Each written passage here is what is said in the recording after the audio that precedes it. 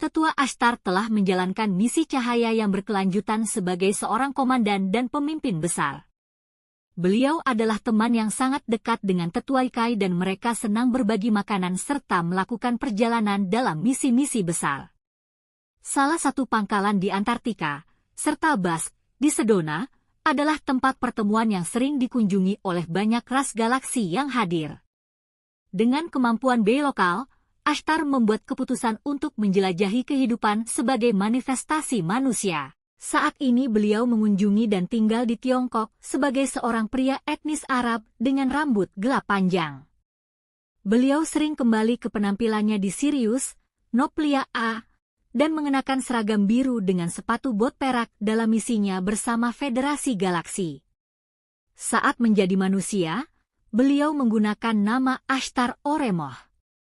Beliau tidak menikah dan senang memiliki banyak teman.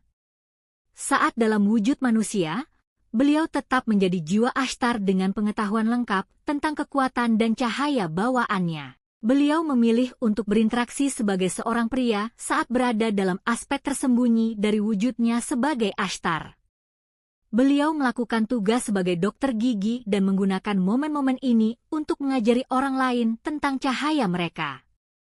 Beliau makan dan tidur dan memilih untuk mengalami emosi manusia. Bukannya disebut sebagai jiwa kembar, beliau adalah jiwa itu sendiri.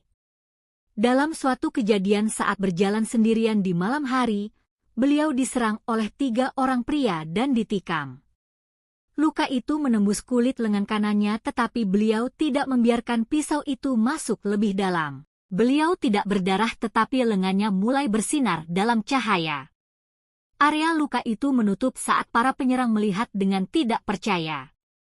Mereka lari dari area tersebut dan kabar menyebar di antara penduduk setempat.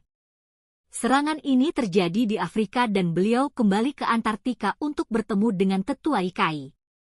Mereka berangkat untuk sebuah misi tidak lama setelah itu. Ashtar telah melintasi wilayah Rusia, Ukraina, Afrika, dan Asia. Keahliannya dalam semua pengetahuan memungkinkan beliau untuk berbaur dengan mereka yang menciptakan klon dalam jumlah besar yang dikirim ke seluruh bagian dunia.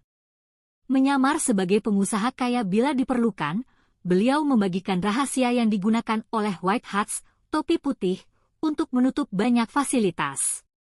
Beliau bertemu dengan banyak pasukan khusus saat beliau memberi mereka teknologi dan kemampuan baru untuk unggul dalam rencana pelayanan mereka sendiri. Beliau tetap berada dalam banyak operasi pasukan cahaya dan akan segera menyelesaikan kehidupan bilokal pribadinya sebagai manusia.